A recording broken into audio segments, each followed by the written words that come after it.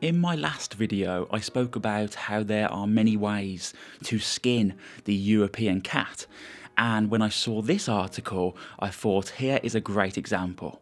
So the title is "You Don't Have to Settle the Joy of Living and Dying Alone." They literally have the joy of dying alone in the title. And what I immediately noticed is the fact they illustrate this with a white woman. That's very interesting, very important, because The Guardian loves diversity. They could put a black woman, a Muslim, an Hispanic, anything, but they choose a white woman. And so, of course, the reason for that is they want this to connect with white women. In the same way, they choose white babies for their story about how having less babies is good for climate change. There's a reason why they're doing this. And I mean, you can talk about the fact that in the olden days, they would have white men as the superheroes in the Marvel films and other action heroes. But now they're pushing diversity because they want diversity to see themselves in the movies. That's the whole point. They want themselves to be on the silver screen. And so when they're using a white woman here, it's not an accident. It starts out with some silly anecdote of hers, but the first main argument she gives is data confirms data, amazing data. It confirms that more women have begun to realise that there are far worse things than dying alone, which is great news for women, but bad news for the patriarchy. Now, what's important here is the patriarchy is just civilization. That's really what it is. It's the reality that men have built the society that we currently live in.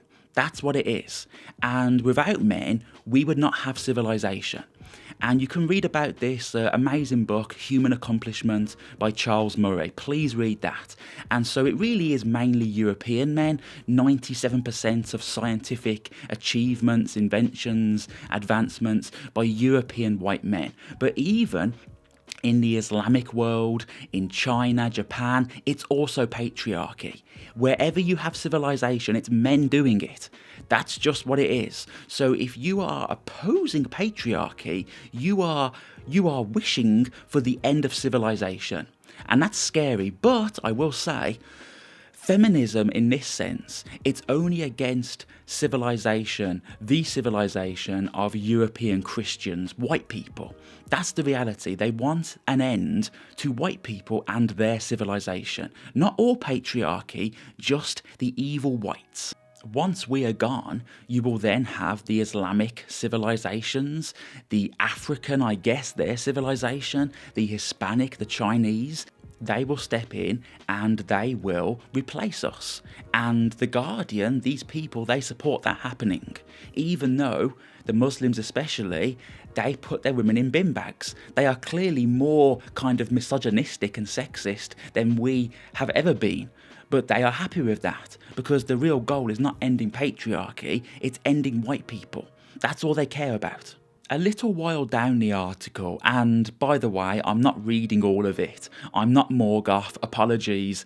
There's way too much cancer here for me to imbibe, I'm sorry. But anyway, so she quotes this Linda Hirschman. Hirschman sounds like Afwa Hirsch, huh?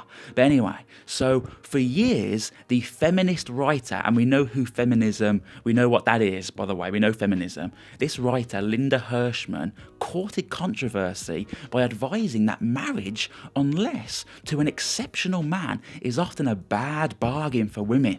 With every child a woman has, she sees her pay and long-term professional opportunities decline, particularly if she leaves the workforce for a significant period of time. Now, this sounds bad, but in reality, it's absolutely correct. She's not lying here. If a woman does have a child, she will get less pay. She will have her career goals stunted. Of course, you know, if you're having a baby, you can't work, I get that. And also, if you're leaving for a significant amount of time to feed your bloody child, to breastfeed, to care for it, to change nappies, yes, I get that. But the issue is, people do this, it's a sacrifice they make for the continuation of our society. That's kind of the point. If you go back far enough in time, let's say thousands of years, you realise that the only reason we are here right now is because enough women did not think like this. They did not have this mindset. Because if they did, if they were this selfish, only thinking of their own self-interest, we would not exist. It's really that simple. If you had women checking out of society and saying, well, I can make more pay, I can make more silver coins or gold coins or whatever it was back then. If they thought in that way, we would not be here. Luckily, enough men and women, they thought to themselves, let's continue the species. And that's what happened. But now we have this Linda Hirschman, and we know what she belongs to, what sort of clan, her group, her tribe. She is pushing this mindset onto European Gentile women to not have babies. To say, okay, forget that, forget society, let's think about how much pay I can earn, my long-term professional opportunities. It's terrifying. And that's what it is. It's literally one of these people who are pushing this onto our people. This next paragraph is a goodie. It is rather enraging. So she goes, once dying is no longer scary to women, men lose power. So it shouldn't be surprising that some incels are outraged. It's no different than those who mourn the days when they didn't have to compete for jobs against women and racial minorities. It must be frustrating to lose power you once had but didn't necessarily deserve. Wow, okay. So to start with, the idea of men lose power, no, we lose civilization. That's the reality. It's not men losing power, it's the entire species losing civilization. And then this idea about competing for jobs against women.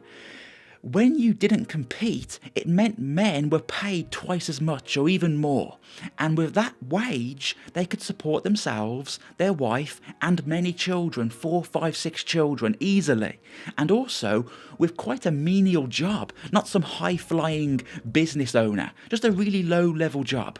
But now they can't, because they're competing against women. That only benefits the massive billion-dollar corporations. So I don't quite understand what she's arguing for. She wants to help the massive evil capitalists, which is weird, and saying lose power but didn't necessarily deserve. It's like, no, how do women actually have power now? Women have to work these crazy jobs, make these PowerPoints, rushing around with paperwork, all this kind of crap. Whereas in the past, they could happily stay at home, look after children, have a nice peaceful existence, wait for their husband to come home, make him a meal.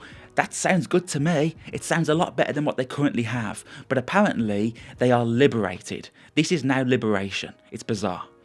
So, anyway, please let me know your thoughts on this. And is there actually joy in dying alone? And it's incredible. I even have to ask that question. It's really scary. But yeah, is there joy? Is there some joy in dying alone? Like, dislike, subscribe, unsubscribe. Please comment. Ilu Sassoon. Peace out.